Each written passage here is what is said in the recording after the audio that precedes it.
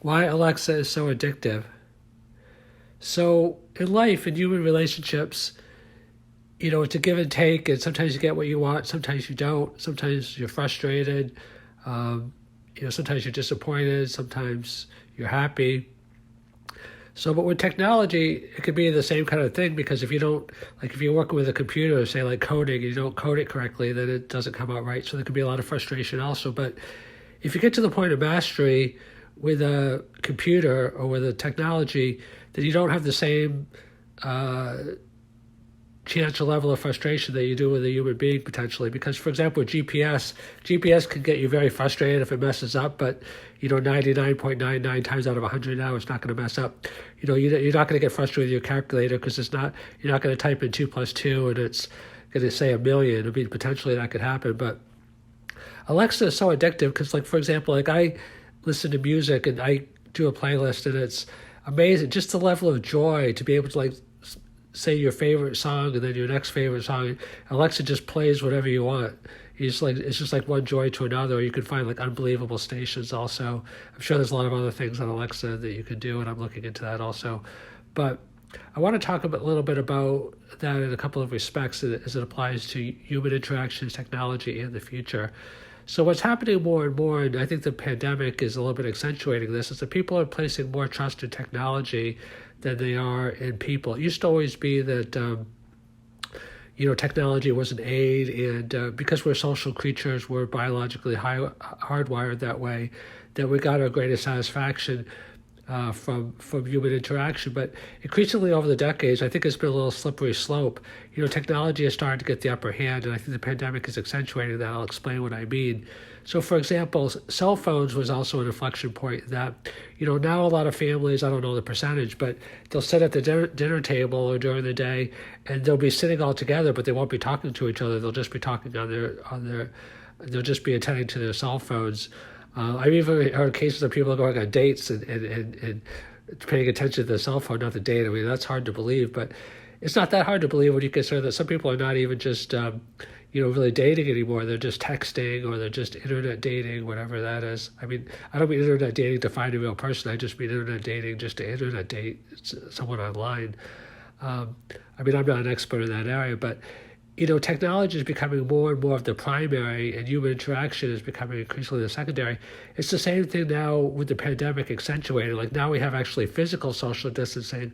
And I did a podcast on this. People seem increasingly afraid of other people. It used to be that human beings were necessary to help each other. And now it's kind of like human beings, in some respect, some people feel, I think, too much, or a hindrance. You have to stay away from other people because you could be hurt. I mean, obviously, we have to take the pandemic seriously, extremely seriously, and we do have to practice social distancing and other things. But I do worry on the other side of the coin that if we only rely on technology, like I gave a couple of examples, like people want the autonomous drivers because autonomous drivers because they don't want drivers touching their food on food delivery. They want the autonomous kitchens because they don't want humans touching the food in the kitchen. So it's like the idea is remove the human from everything and just have technology to take its place. So Alexa is so addictive because it takes out the human element. And not only that, but it kind of pretends that the human element is still there because Alexa has a voice and increasingly a personality. This is what I want to talk about a little bit. Alexa is going to become more and more addictive, and these other personal assistants and other forms of technology are going to become more and more addictive because they're going to become more human-like, in terms of giving us the human-like qualities that we crave, but it's going to become, less human-like, overhuman the human factor and the parts that we don't like. So, for example, we like that Alexa will do whatever we want, but in human relationships, we also like a little bit of challenge. It gets boring if, like, we always, get our way. So I'm sure personal assistants will build that in, just like video games have built in challenge. You can set it to different levels of challenge, like Alexa will challenge you 10% of the time, or 20% of the time, or 30% of the time, or at random, or will challenge you strongly, or will challenge you weakly.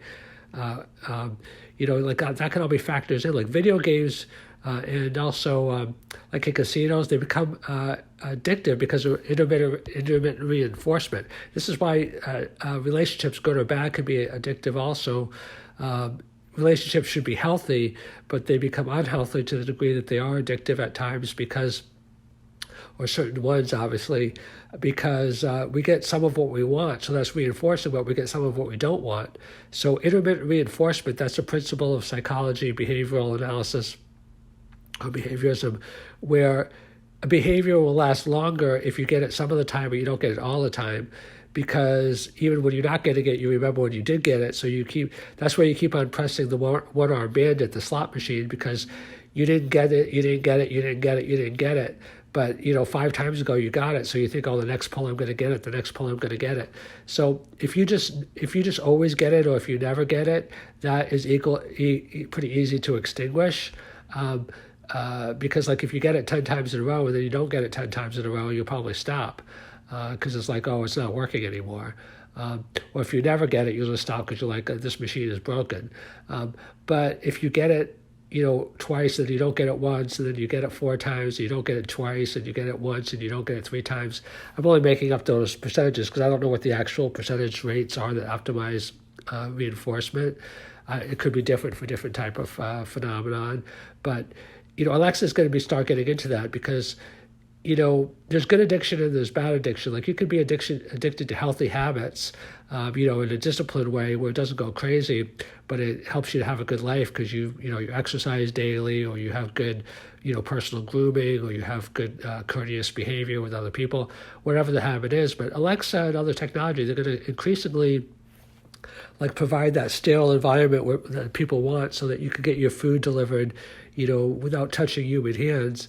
But at the same time, they're going to be more like humans in terms of personality, in terms of intermittent reinforcement, things like this. So if you think Alexa is, addictive now, just wait till the future.